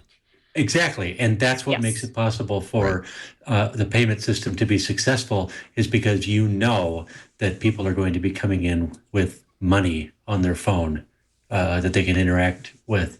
And so he also says it's Apple's in it for the money, not philanthropy, but it will spur philanthropy as well. It will help the economy of the developing world greatly. No, I think he's right. I mean, it's interesting actually, because if you look at the developing world, they've actually been further ahead, at least than America when it comes to paying by phone. Right. They do it in different ways. I remember speaking with Hsieh Badir, who was at PayPal at the time, and then he was at Google, and I'm not sure what he's doing now, but he was at the time PayPal's big payments guy, and he was telling me about how, I mean, this was probably in 2009 or 2010, that a lot of people in Africa would have, dumb phones and would use, these kind of micropayments to buy things, kind of with, individuals acting as kind of banks to transfer, funds from one device to another. And that they were the technology widely used now in Africa and India is M-Pesa. Exactly, that same sort of thing. And so people buying things through SMS. And so I think, bringing it to the developed world, it's needed in Apple. I mean, I think obviously NFC is not a new thing, but what hasn't happened in America anyway is that the merchants haven't gotten on board. And to Ed's point, they will get on board when that you've got 10 million people buying an iPhone, 6, the weekend it comes out. And when you've got a few 100 million people with Touch ID, capable devices who are going to be going into places like Whole Foods and, Target and the Apple Store and other places to buy stuff. And that means that upgrading your equipment and your point of sale terminals makes more sense. And we've talked a little bit about that on Mac Break Weekly, that the timing is critical because in the U.S., we're going chip and pin by the end of 2015. That is a federal mandate. Merchants will have to buy new credit card equipment anyway before the end of next year. So your timing is excellent. If you're a merchant, you're about to do this, well, you're going to make sure it works with Apple Pay. And obviously, since Apple still is not even half of the universe in the United States, you're going to make sure it works with Google Wallet and NFC and any other touch-to-pay system. And I'm sure that that's exactly what's happening, is the companies that make these devices are now making sure they're completely compatible with all the possible touch-to-pay stuff, and that's going to empower it. We were in a London taxi. They take touch to pay, many of the London taxis. I could have paid with it, my Google Wallet. I was like poised over it, but there's a hump to get over. It's like the first time you use a credit card online. There's just a little hump to get over. I think that might be it might be as much as anything an age-related thing, Leo. It's. Are you saying I'm old, Ed Bott? I am. Well, you're right. I'm saying we're old, buddy. But what I find fascinating is that the most widely developed, well-developed and widely implemented payment system so far is one called ISIS. Which was Verizon's attempt to get onto my phone. And so it's now called SoftCard. It's now called SoftCard. Smart idea to change the name. Although the software is still called ISIS. I mean, I haven't had an update yet. Anyway. But no, that's the one that the carriers and Verizon. So it's everybody but Sprint, and then MasterCard and Visa. Which I think American Express. Which was horrific because they kept Google Wallet off of all of their phones. They did. I mean, that was why Google Wallet, I remember when I beta tested that and wrote a review of that, gosh, at this point it was 3 years ago. It's like this month or last month, it was 3 years, that I used that on a Galaxy Nexus on Sprint. And I connected my Capital One credit card to it because that happened to work. And I was able to, but it only worked with the Capital One MasterCard. It wouldn't work with a Visa. It had to work with a MasterCard and only for a couple of payment carriers. But so ISIS is Ed right? definitely... Since Ed and I are old farts and you're young, are you comfortable with touch to pay? Is that something you do? Just Yeah, go, yeah, I mean, no problem. I got it. I don't have a card with a chip in it. And there aren't enough readers, but I definitely would feel comfortable with that. For me, the bigger hump has actually been, will this recognize my existing banking system, or do I have to go to another bank? The big thing I think that Apple has that was absolutely a requirement, and they obviously thought to do this, is that they are going to be coming out of the gate supporting Bank of America, Chase, Citibank. All of the major banks are begging to get on board, and then MasterCard, Visa, American Express are all on board. And so when you've got that ability there, if I can very easily add my existing card to the wallet very easily, and I don't have to go through a bunch of hoops, which I had to do with Google Wallet and which you kind of have to do with ISIS. I think that even for people who are not maybe comfortable, if you can get over that hump of easily adding your card, just scanning your credit card and having it in the wallet, that's a lot easier. I think I'll get comfortable very quickly. Just I need to do it a few times, and there's just not much opportunity to do it. And I do think the Touch ID in an iPhone will make me feel better. Yes. I gather what happens with Wallet is you have to enter a PIN. You have to enter a PIN, and then, the NFC might be working, maybe it isn't. And it was clunky. It was clunky when they introduced it 3 years ago. And because of the ISIS back and forth, they never really got it off the ground. And it was just a shame because it was, seriously. But it was a great, first attempt. But when I was using it 3 years ago, I was like, there's no way this will go mainstream. Apple, for whatever reason, A, they're really lucky with the timing. As you said, people have to upgrade the machines anyway. But I think B, they aren't going to launch a product that is going to have that sort of experience. They're not going to do that. They will wait until the ecosystem can be where it is now, because if it were just about launching a product, they could have launched something like Touch ID or Apple, Pay a couple of years ago. But they're going to make sure they have people out there to do it. In countries like Australia, where it's widespread, England, people are very. Have you done it, Dad? Have used electronic payments? Yeah, I mean, touch to pay. No, no, because there's nowhere that does it. Because the American banking system is almost as backward as the American mobile data networks.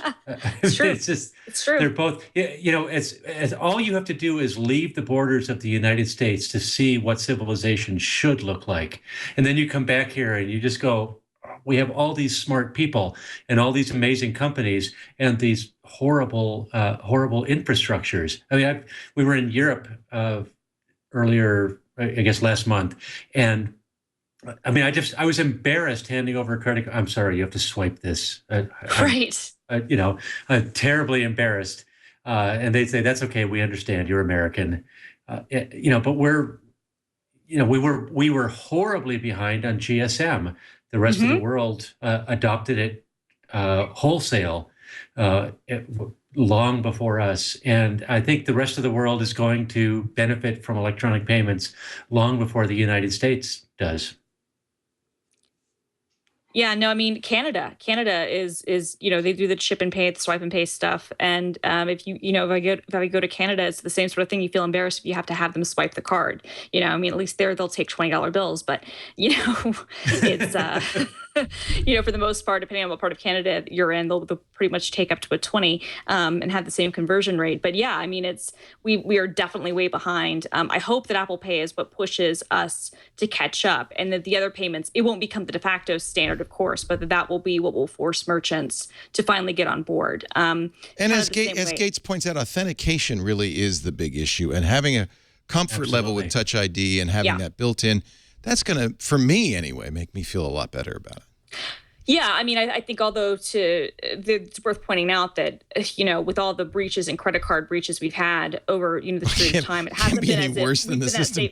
I was going to say, I mean, honestly, I feel like NFC, if anything, RFID seems safer than, the systems that have been going on. No, that's true. And we don't like to think about how unsafe our current credit card systems are, that they're being swiped and sometimes manually written down and that sort of stuff. The fact that anybody, you give your number over the phone, anybody could be writing that number down and putting it someplace else. I mean, our payment system as it exists right now is very insecure because we still are using these antiquated practices that the rest of the world kind of looks at us and they're like, really, guys? Really? I thought that you're like USA number one. It's like, yeah, not really. Well, you know why? Because we are in the forefront of protecting consumers in that regard. And because consumers really don't pay, at least not directly, for any losses. The banks do. There's been very little pressure for consumers to come up with a more secure system. It's all coming from the banks. The banks don't pay. They are able to push it on to the merchants. So if there's a lot of times it goes back to the merchants. Oh, that's interesting. I didn't know that. Yeah. Who eat it. Oh, yeah. It's so it's the merchants who should be saying, we want touch to pay. They should be, except they don't want to pay for the upgrade of the systems. So it's been kind of the historical thing. They don't want to pay, $1,500, $1,800 for a new terminal, if you're a small business, which is why a lot of people, even after the Target hack, were fighting this, federal mandate that we're all going to go, chip to pay. But at this point, there have been enough problems that, everybody's going to have to upgrade. But even after that mandate comes through, that there are going to be tons of businesses, just like there are in Brooklyn, where there are tons of people who don't take credit card because they don't want to pay the taxes on it. They take cash only, or they use things like Square, which are kind of a less expensive way of having to get around the system. So I don't know. We'll see. So I'm looking at a Wall Street Journal article. They got it wrong too. They've corrected the article. Apparently, you'll still be able to sign after October 2015, but you will have to have the PIN in your credit card, and it will be encouraged that people use chip and PIN as opposed to chip and sign, which is all. Well, which is the same way it is in Europe. Yeah, I could sign for stuff. The civilized world right now. You can still swipe and sign, but it's strongly encouraged. Right. And you're much better protected against fraud if you're using a chip and PIN system. I think the big cultural shift that we're going to have to make is starting to think of smartphones as like they literally are like your wallet. Yeah. You don't want your picket. Yeah, you don't want your a pickpocket to take that from you because it's as valuable as a wallet filled with 20s and hundreds. Well, that's again where the fingerprint, where Touch ID gives you some reassurance. Apple has also improved their, I think this is great, their activation system. Now they have a tool that you can put on a phone and say, is this a stolen phone? They make it very hard, in fact, to steal a phone and then use it again. All of that stuff, it's more than a kill switch. I mean, it really kills it dead. All of that stuff really is important. And Apple really can lead the way, and I hope that Android devices will follow.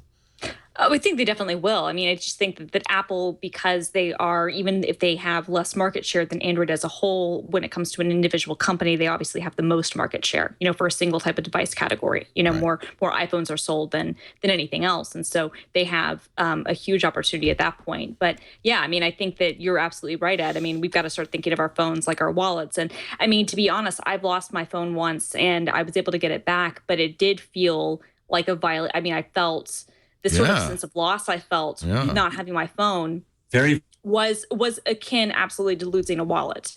And at this point, there's as much personal data about me on my phone as there usually is in my wallet. I mean, maybe I don't have to, go, I don't, just as I don't carry my social security card with me, maybe there are certain things on my phone that might not be as inherent to my identity, but losing one or both, it's basically kind of the equivalent. You feel screwed. You feel, violated without either piece of information. But I think that the concept that we can just say, oh, it's just a phone.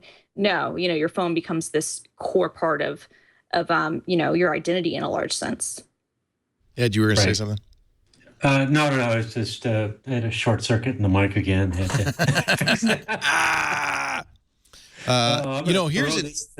Here's an interesting sideline to this. According to this new law that goes into effect October 2015, there's also a shift of who is liable for fraud.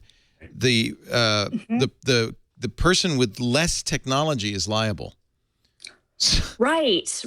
And that's what they're trying to get people to upgrade. So if you didn't have if there's card fraud, whichever party has the lesser technology will bear the liability. Wow. That's smart. Yeah, I guess.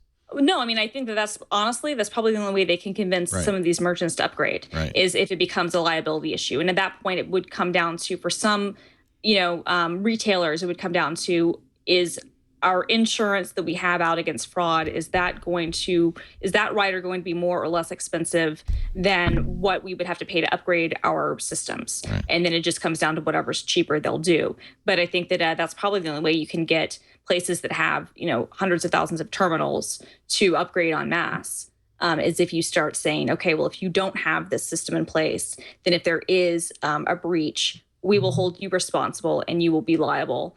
And, your insurance or whatever policy you've got into effect will have to be responsible for this. Well, at the risk of being totally cynical, I'm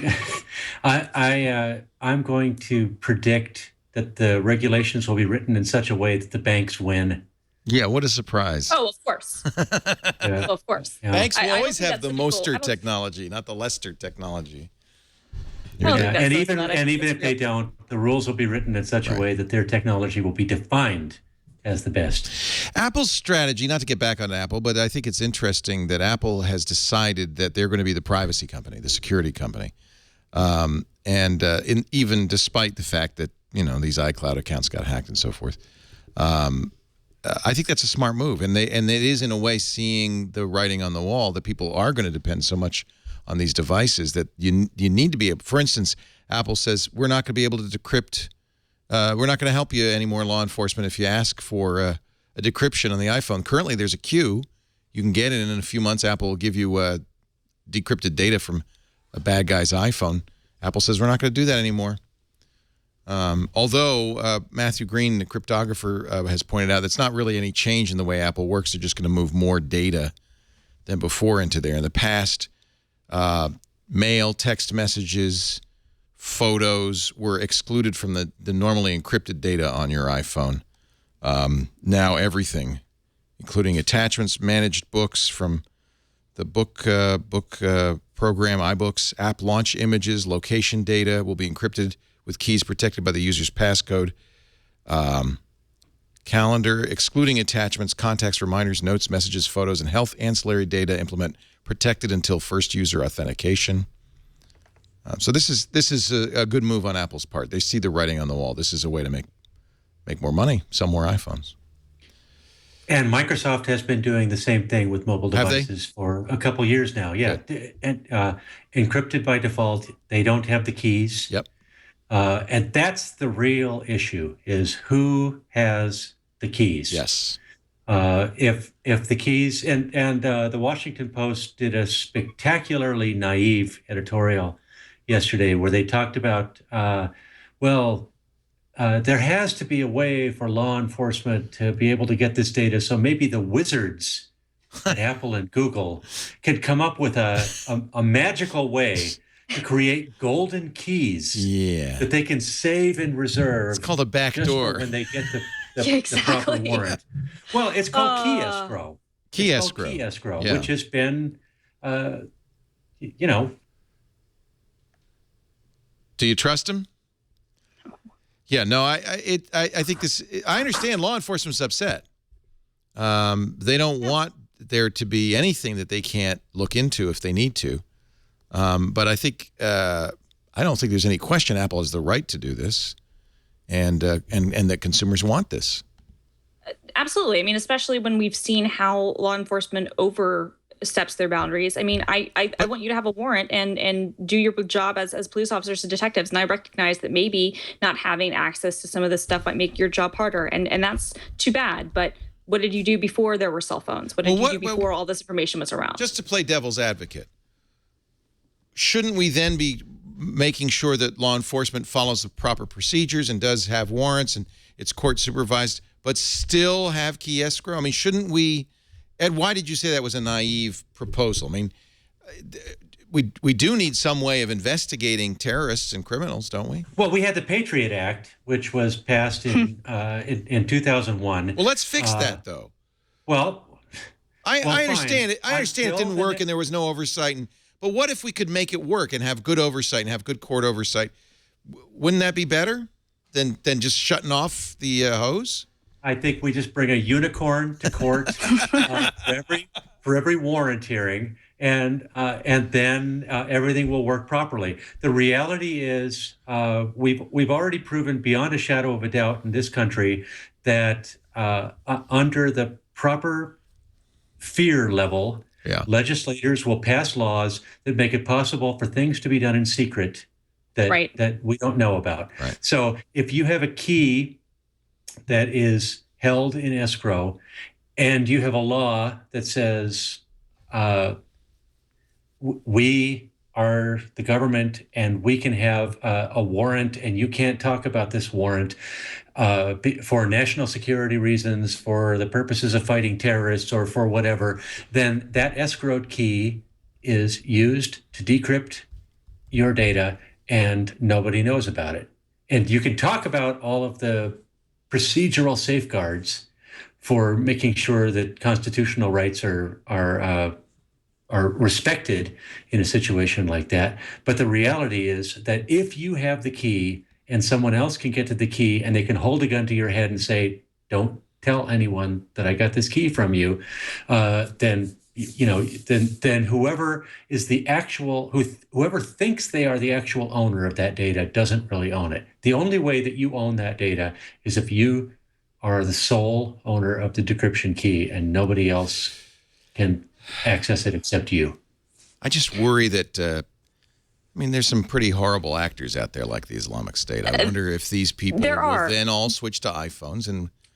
But that's the thing, though. It's a false premise, I think, because just because Apple's not offering up the decryption keys doesn't mean that people can't still access this data. It doesn't mean there aren't still people who can reverse engineer things. And people, in fact, do. In fact, there are a lot of people who, Jonathan ZDZ, I can't pronounce his last name, Zdarsky, who's fantastic. And he wrote, an article on his blog, and he's pretty much, I would say, the foremost iOS kind of a security and forensic guy out there. There's still software and tools out there that these agencies can get. And I would think, especially at the high levels of people who are wanting to do things like investigating the Islamic State. What this doesn't make it as easy for is for, say, like the Polk County Police Department, who's trying to investigate, a drug user's, iPhone. Maybe their job is going to be a little bit more difficult. But let's be honest. Maybe it should be. Maybe they have been, to this point, we're not sure, because as Ed was pointing out, these things that are in place where people are able to gain access to these warrants without having to have any sort of paper trail or any sort of transparency. We don't know how they've been getting access to stuff. But I firmly believe that just because Apple's not handing over the keys, it in no way means that there's no way to access this information. And that's, it becomes more difficult, granted, but I think that's kind of one of those trade-offs we have to have with being a free society and having, a system of laws, is that if we are going to say that we have rights and that we have a right to privacy, then that means that companies shouldn't feel as if they have to hand over the keys to these, all these systems to the government. Because, to me, that really bothers me fundamentally as an American, the idea that we would entrust the government automatically with this stuff and say that just because you're law enforcement, you get access to this. Because there are probably easier ways than even going that far for people who are skilled to break into this stuff if you really need to get the information. Right. So I feel like it's a false dichotomy. Oren Kerr saying things like, this is all pedophiles, or whoever the man was who said the pedophiles all use the iPhone. Okay, first of all, that's really incendiary language, and it really bothers me kind of using that sort of rhetoric. Second of all, it's not as if you're going to say that no one can ever break into this. That's not what it's saying. It's simply saying that Apple, from a matter of liability, and let's be clear, Apple's not doing this because they love their users. They're doing it because they don't want to be liable for having to be responsible to unlock this stuff. It's also a very good positioning for Apple to say we're the privacy company. Although there will be some backlash from people who quite reasonably say, yeah, but now who's going to protect us against terrorists? So, believe me, I'm playing devil's advocate here. Oh, I know, and I agree. But I don't think it's unreasonable for people to raise that issue. Like, I remember talking to Phil Zimmerman about PGP, and of course the first thing you say is, well, great, you're now providing completely secure email for everybody, easy to use. It wasn't, as it turned out, that easy to use. Easy to use. Aren't you empowering terrorists? And Phil was very clear. He said, yeah, but we live in a free society, and it's important that people be able to protect their privacy. And it's like the First Amendment. You just have to you have to do it. Well, it's no different from a law enforcement agency saying criminals live in houses. Right. Houses have front doors with locks on them. We need to ban locks because the police need to get into criminals' houses. Right. Whenever it's necessary. Fine. You need procedures to break through locks. There will, I guarantee it, be ways for law enforcement and especially national security to target the information of the really, truly bad guys. They're just going to have to deal with a landscape that has shifted in favor of privacy. And we need to take that. I like what Apple has done in terms of talking about law enforcement, but I want to see that shift to the commercial sector as well. Right. I want to see far fewer web properties and advertising agencies and data marketers indiscriminately gathering wholesale amounts of data on people from around the world just because they can. I would love to see, not just for law enforcement, but for everything, to see the expectation of privacy shift to something that is in favor of the individual. Hear, hear. I agree. Now, on that note, let's take a small break and continue in just a bit with more with Ed Bott of ZDNet, Christina Warren of Mashable. If you missed anything, which I did, actually, I missed the entire week. So fortunately, we prepared this brief video to let you know what you missed, and I missed this week on TWiT. Let's go to the top story. It's all about Windows 10. Not Windows 9, not Windows Thurrott. Where did Windows 9 go? Why is it called Windows 10? Because 7, 8, 9. 7, 8, 9. And 7, 8, 9, right? So, you know. I thought I was so clever. On TWiT.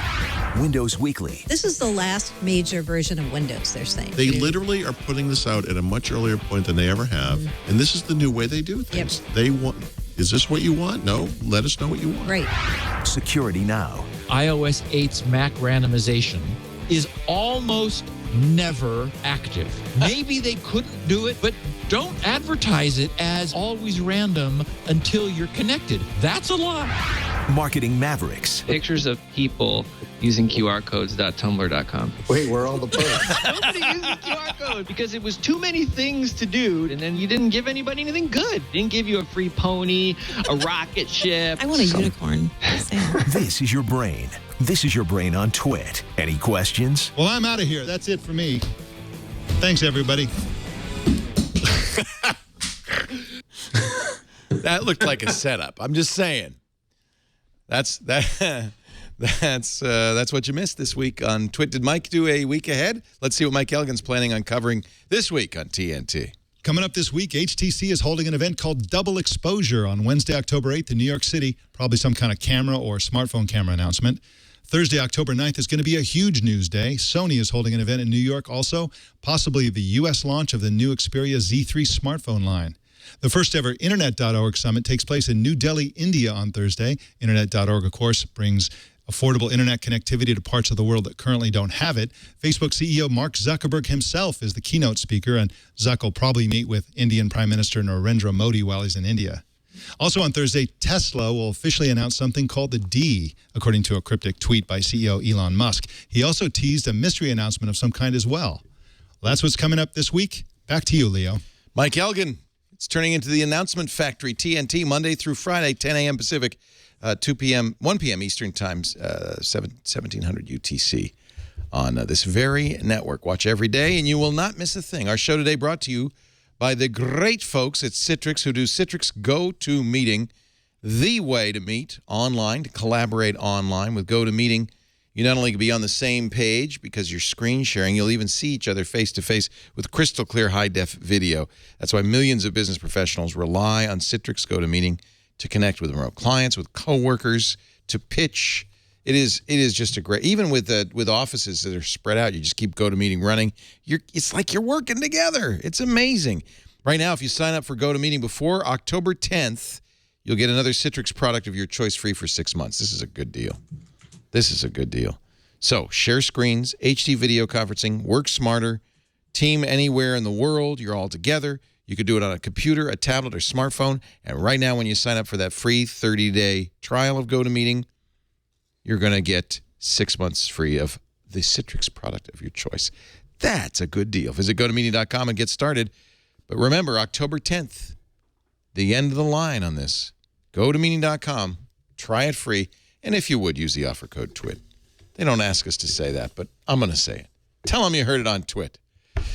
Let's see. Real quickly, UK legalizes CD ripping.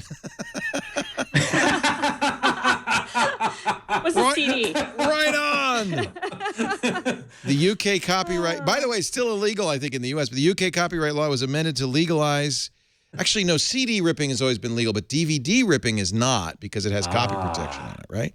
In the UK, you can do anything you want. You can rip CDs. You can rip DVDs. You can copy MP3s as long as it's for personal use and without copyright protection. Oh. What? Wait a minute. Wait a minute. That's kind of a big loophole that's stuck in there right at the Wait a minute. end. Damn it. Dang it. Okay. I'm reading an article from Torrent Freak UK. These changes aim to fix the mismatch between law and public opinion. 85% of consumers in the UK thought that it was already legal to rip DVDs and CDs. 1/3 of all consumers said, yeah, we make copies of the media we purchased. I think in the U.S., you're allowed to make copies for archival purposes, right, to back up. I don't know. I think the same thing's in the U.S. No one knows what's legal. The other 15% said, who? Huh? What's a CD? What's a DVD then? I was going to say we should go around. Does anybody actually have a machine like nearby that has an optical drive connected to it? Because my iMac, I believe, still has an optical drive. I think that's the only thing I've got left in my house other than my standalone DVD players and Blu-ray players that actually has an optical drive built in. I don't even think I have any machines other than my iMac. Physical media is dead, folks. Xbox still has a DVD player in it. It does, but I don't use it. In fact, I realized that oh, wait a minute. What's this? This is a CD ripper. Ooh, from Samsung. Does this allow you to copy Apple designs as well? That is not legal. So what would be really cool would be if you could just put a DVD on top of that thing and just it would just copy it. Still illegal in Australia and other British Commonwealth nations. No, in fact, I feel like streaming media is so dominant now, and I don't understand. You know, I mean, I guess Redbox just sat down their streaming service or their net, whatever it was. It's just, but we're going to get 4K, and Sony has announced a new Blu-ray capable Blu-ray player that's it's going to have to buy a new one for 4K video. Yep. And I guess 4K is so big, you're probably not going to stream that, right? Right. I mean, you can with Netflix a little bit, but it's not good quality. No. Well, the thing is, it's got to be 15 megabits sustained, which most people, if you're getting Netflix, you can't have that anyway. Right. I mean, so it's got to be a huge pipe, and then the quality is not as good as if you could get it standalone. So for 4K, I mean, it was funny at the beginning of the year, I was on some news program and I was making predictions when we were talking about 4K, and I kind of half joked, was half serious. I was like, well, actually, maybe disc will come back because of 4K. But I only say that because the file size is so big. But for everything else, I mean, I think until 4K TVs are really out there in abundance, I mean, I love physical media because I like the quality and I like the extra features. But if I'm being honest, 99% of what I watch is still from streaming from other places. It's convenience trumps quality, I think. Sadly. Yeah. I found it sadly. fascinating. I miss my extra features. You can get DVD commentary. You want me to do? Okay. And then I decided that I was going to change the script. No, I love DVD commentaries. Do they still do those? They do, and that's the only way you can get them is if you buy the Blu-ray and the DVD. And so a lot of times fix that. We could. It's just sadly, fewer and fewer people care about that stuff. That's the reason. They don't do it because no one wants it. I know, but I worry because I got into filmmaking and I got into film history through Laserdisc and through DVD and things like that. Yeah. And I worry about the generation coming up who's never going to discover that sort of stuff. Francis Ford Coppola's commentary on Godfather 1 is a graduate course in filmmaking. It is, without a doubt. Scorsese's commentary on Taxi Driver is one of the best. Roger Ebert does a commentary on Citizen Kane, which is fantastic. Oh, I'd love to hear that. He also does one with Spike Lee on Do the Right Thing. I mean, there are all these great commentary tracks where you learn so much about the film. And I had Do the Right Thing on Laserdisc, but it didn't have any commentary on it. Yeah, the DVD from, I guess, 2001 did. Now, iTunes now has DVD extras. They're crap. They are. They're awful. They're not. There's like the one thing I want is the commentary. Exactly. They're like the video equivalent of a free U2 album. Yeah. Thank you, Apple. Basically, yes. They do like featurettes and maybe some deleted scenes. Yeah, they're featurettes. Yeah. And the featurettes, what's not good about those is those are the ones that like the studio makes to promote the film that like they put on HBO in between, movies, and no one cares. So it's not even a real like documentary because there's some things like there's like this 2-hour Jaws documentary that was on the Laserdisc and then on the DVD and the Blu-ray, which is fantastic. If it was that quality, great, awesome, but it's not. So like I don't want to see the studio, I've heard studios say we don't do extras, we don't do commentary because nobody wants to do them. Like the directors don't want to go in there and do. They see it as a chore. It's a chore. I think that's a chore they don't get paid for either, by the way. Well, they usually don't, but there have been so many good ones. Jerry Maguire, Cameron Crowe, all of his commentaries are great, but there was a great the whole cast got together and Tom Cruise and the director for Jerry Maguire, and that one was really good. And actually, just make podcasts and put a thing that says start DVD now, and then we can do it. I know. I've been kind of joking and not really joking about the fact that I kind of want to get an underground group of people together to collect all the DVD commentaries. Why isn't Kevin Smith doing this? He loves doing commentaries. He does. And I think he does actually, as for some of his podcasts, he does some of those things. I know Battlestar Galactica, a lot of the episodes there, they did the commentaries as podcasts and then released them on the DVDs. But more directors need to do that. I don't know. I feel like we lose so much when we get rid of some of these extras. I'm not so concerned about like the films that are out now. I'm more concerned about like when stuff goes out of print. Yeah. And then you have, I don't want to lose Coppola's commentary on Godfather 1. No. You know what I mean? Like I don't want to lose that to time. I don't want to lose some of this stuff when these things go out of print and the rights are gone and then they're just lost in the ether. And we've got this historical moment, which is so incredibly important and such a great educational resource. And then it's gone just because technology moved forward and we didn't bother to, bring over the extras. All anybody cares anymore about is selfies and. Well, and what they care about. What do they care about? What? Tell me. What do they care about? We'll never know. Throw this microphone out as soon as we're done here. We will never know. Kill me. This thing is trying to kill me. It's the ghost of Bob Marley. It's basically. What do they care about, man? I'm not going to move. I'm going to sit here perfectly motionless. No, what they care about is selling you data. Right. The only reason they did commentary was to sell DVDs. Was to fill the space on DVDs. And so what I thought was fascinating this week, what I thought about as soon as you started talking about DVD extras was AT&T is now doing a big promotional special where if you sign up for a new account, they'll double. If you sign up for the 15 gigabytes per month plan, they'll double it to 30 gigabytes. Yeah. And I'm That's twice as much data you'll never use. Holy crap. Who would use 30 gigabytes of data per month? But if you are using that as your only source of data, and we'll charge you for that.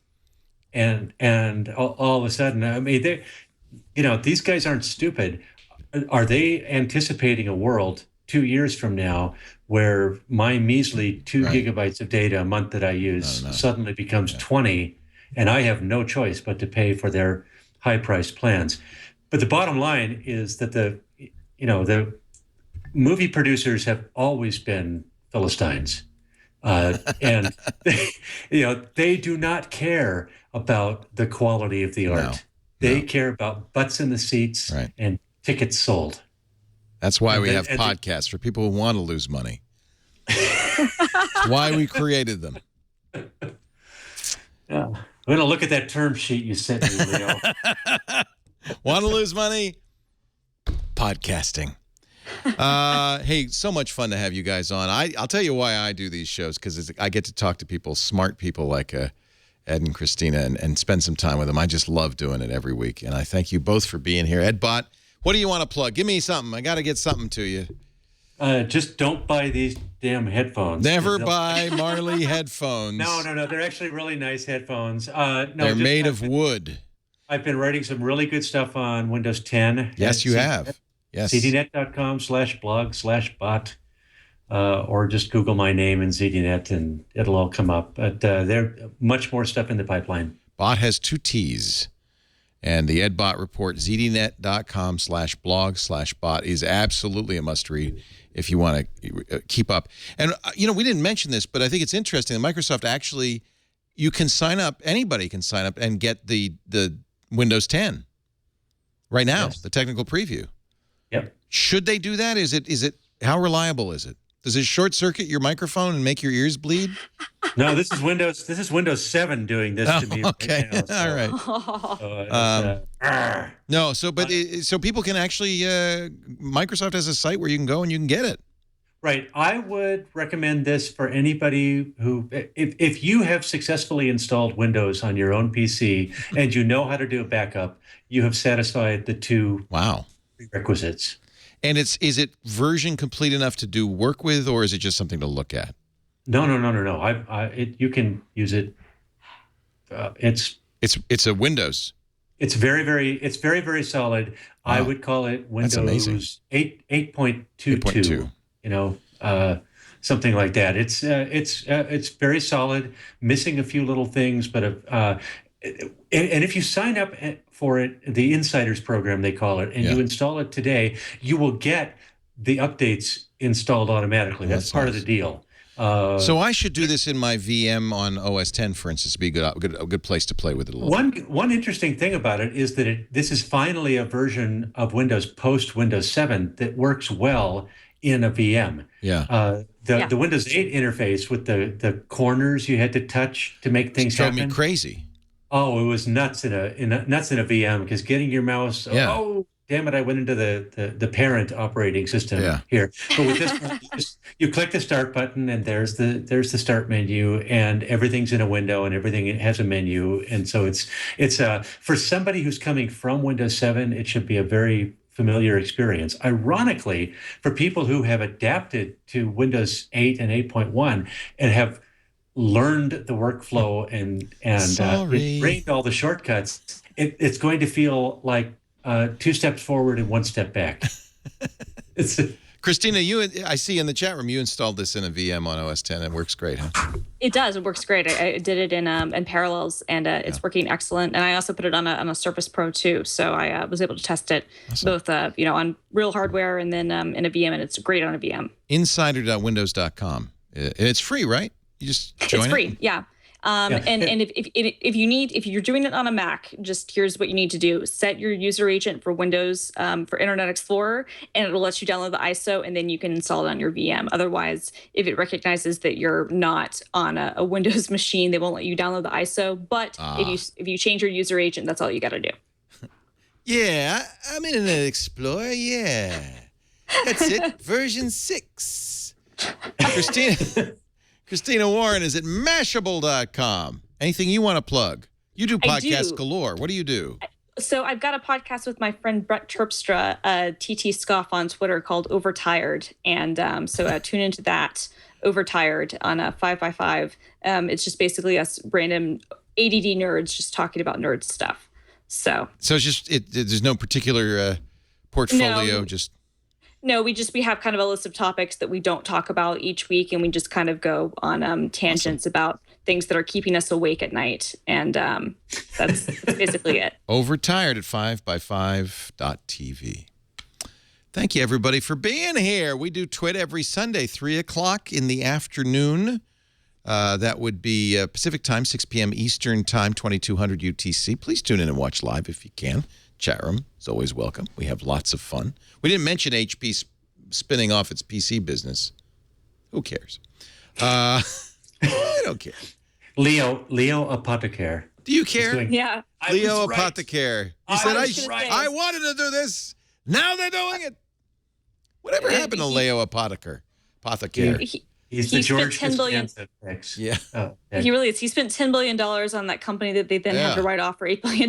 Yeah, was it Overture? What was that? Yeah, nice. It's sort of with an A. I can't think of the name. Yeah. Them. Yeah. The one that there was like all the financial misgivings. Yeah.